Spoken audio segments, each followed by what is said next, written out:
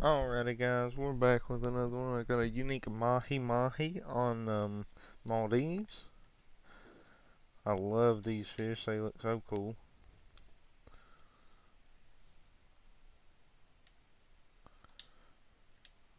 It was extremely easy after I used them, but hang on, I'll get to that in a second. Credit to the spot goes to KP Shimano, and the mark is negative 900, negative 1726. And you can see, you can spawn at the boat ramp over here. Go directly northwest, and you can see this little bend in the trolling area here, right here. And I used a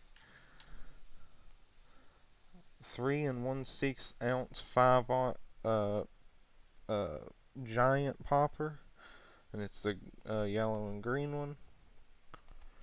And I used this day peak. Make sure the wind is, I think, northeast, east, or southeast, and you can it was very easy with the popper. So good luck.